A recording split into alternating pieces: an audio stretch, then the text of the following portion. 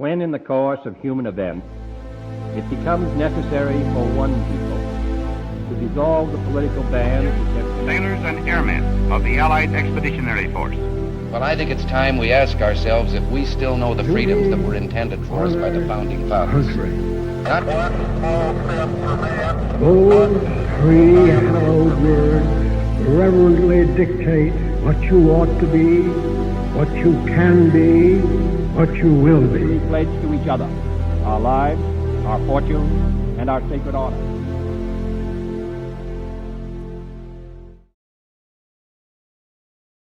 What's going on, everybody? I'm Jeff, the non-operating operator, here, your host for our republic, helping you learn to know, defend, know, perceive, defend, and assert. That's what we talked about last show, right? That's what we're trying to do. We're trying to know our rights, perceive when they're being violated so we can defend them and assert them, right? We want to know, we want to perceive, we want to go on defense to reorganize, get ready to go, and then we're going to go back in and fight, right? That's what we're doing. That's what we're doing here. Today is a great topic.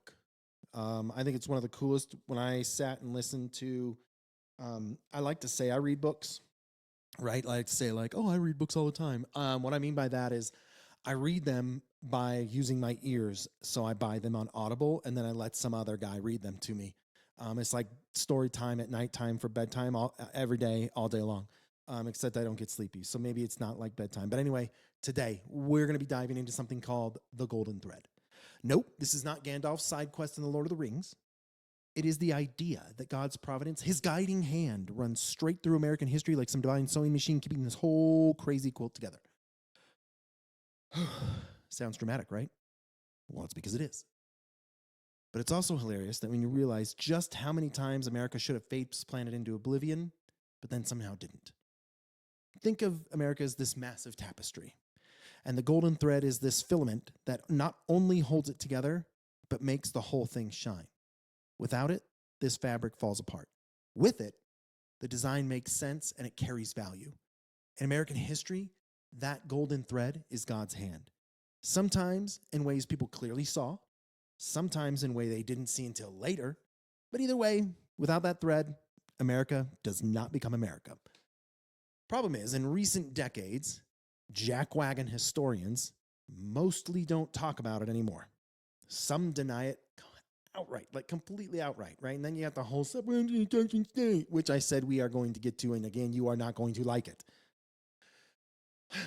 But if you've got eyes to see, it's still there, woven in plain sight. History's never been completely secular, right? What that means is it's never separated from God. Even if modern writers ignore God, he's still been active in the dealings of nations in every age, especially ours. And honestly, the founding fathers knew this better than anybody. Take Benjamin Franklin, not exactly a Sunday school teacher. Many people said he was a deist. He wasn't. He's a Christian. But even in his old age, while helping write the Constitution, he said, I know the longer I live, the more convincing proof I see of this truth, that God governs in the affairs of men. And if a sparrow cannot fall to the ground without his notice, is it possible that an empire can rise without his aid? We have been assured, sir, in the sacred writings that except the Lord build, they labor in vain. Right? And where does that come from? Psalm 127, verse 1. Franklin is basically saying, look, if God cares about a bird falling out of a tree, he definitely cares when a whole country is being built. And then there's George Bancroft, father of American history. He flat out said that God rules in the affairs of man is as certain as any truth is in physical science. Nothing is by chance, though men in their ignorance of causes may think so. So yeah, providence isn't some fringe theory, right? It isn't just, oh, maybe if you believe that, you believe that. No, it is literally how the early Americans actually understood life in history, right? So let's look at a providential view of some of the things that historians will say, modern writers will ignore, okay? Recognizing that God can and does intervene directly in human affairs is called a providential view of history. But sadly, many modern writers ignore it or reject it entirely. For example, George Washington. Today, you'll hear plenty of writers say he wasn't a Christian, just a deist, right? And when I get to the Faith of the Fathers episode, I'm going to talk about an atheist, a believer, and a deist, because I don't remember right now what a deist is, so I'm going to push it back to another episode. But what they do is they rewrite what history actually says, right? They say he's a deist and not really a Christian, but people who actually knew him had plenty to say about that. Back in 1855, there was a gentleman named John Frederick Schroeder who gathered all of Washington's sayings and testimonies into what he called the maxims of Washington. He divided them into 4 groups: political, social, moral, and religious. See, I did it 4 that time. I didn't go 1, 2, 3, 4. I can count to 4, I promise. And then in each one of those, man, I got the burps. Excuse me. Here's what the people who actually, sorry, I forgot it. At the beginning of each one of those categories, political, social, moral, and religious, he put quotes from individuals pertaining to Washington under each one of those categories. So here's what people had to say who actually knew what George Washington, right? Actually knew George Washington. Chief Justice John Marshall. Washington was a sincere believer in the Christian faith. Mitchell Sewell,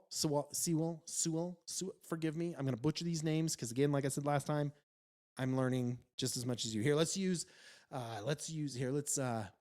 ask Google how do you say it. Here we go. Mitchell Sewell, who served with Washington during the war. He said, Washington is a firm believer in the Christian religion. Reverend Harry Muhlenberg. Now, this guy, I cannot wait to talk to you about Henry Muhlenberg. This dude is a certified badass, right? He's like, the way I view him is he's like Neo in the Matrix, right? Like when it's time to fight, he's like, whoosh, throws off the cloak. I don't want to spoil it, but Muhlenberger it's pretty cool. Muhlenberg, not Muhlenberger. Forgive me. After visiting Valley Forge, this is what he said. General Washington respects God's word, believes in the atonement through Christ, and bears himself in humility and gentleness. Now, that doesn't sound like a deist to me, right? Go look up what a deist is and it'll make more sense, okay? I forgot to add that in this thing. I've had a lot of work I had to put together over these first 20 episodes, so you can do a little bit of the work, like I said. Samuel Adams, father of the American Revolution, went further, and he said the Bible was literally the standard by which they measured British abuses. The rights of the colonists as Christians may be best understood by reading and carefully studying the institutes of the great lawgiver and the head of the Christian church, which are found clearly written and promulgated in the New Testament. Alexander Hamilton, signer of the Constitution, tied civil liberties and religion together. Civil liberty and religious liberty together. Remember, civil and religious liberties always go together. If the foundation of one is to be sapped, the other will fall. The Founding Fathers were not just pulling this stuff out of thin air. Christian convictions and the providence of God shaped citizens, institutions, and events in early American history. So I'm going to give you a couple of examples. I'm going to give you 2 examples. These are really, really cool. These are a lot of fun. They come from David Barton's book, The American Story. He's got 2 of them. It's not the second one, it's the first one. Okay. So 2 quick examples. First, September 1620. The Pilgrims set out from America. They had been kicked out of Britain and were shoved up into Holland, right? They were leaving Holland and coming to the States, right? 2 ships were supposed to go out, but only one of them made it. Is the Mayflower.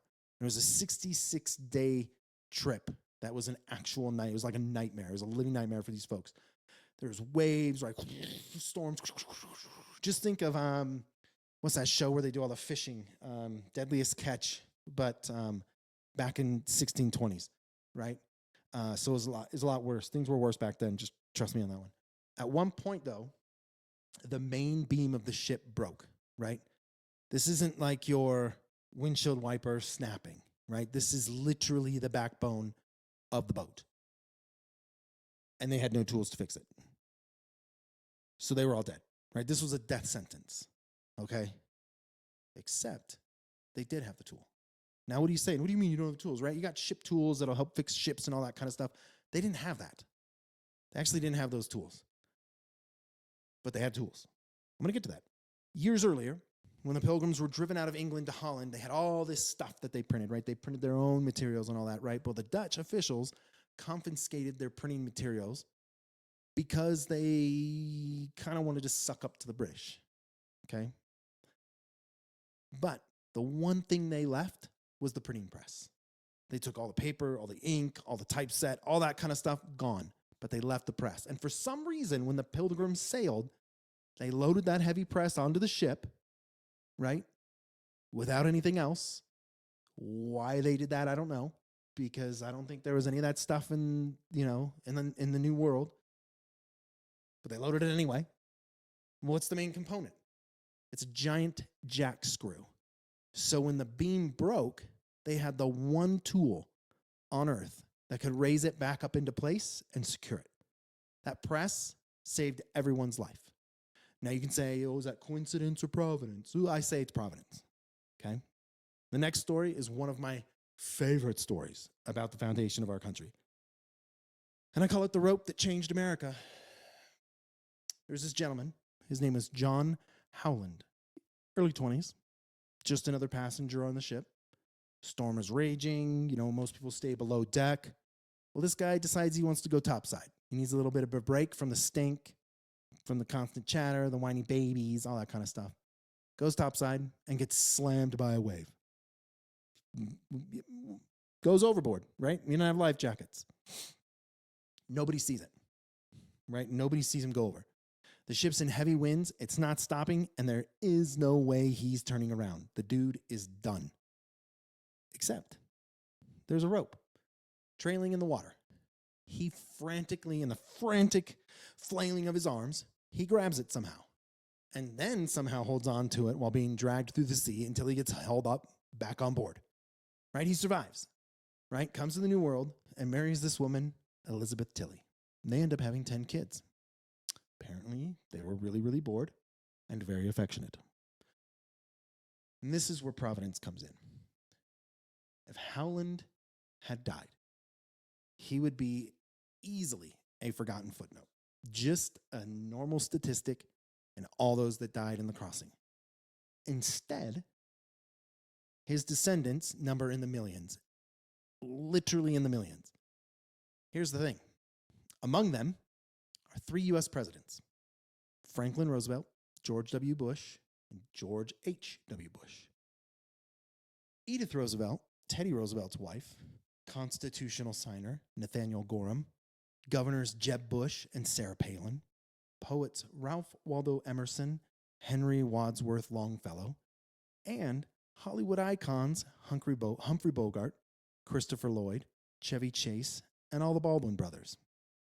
So yeah, one rope and one guy holding on to that rope, the rope that changed America, changed the course of American history.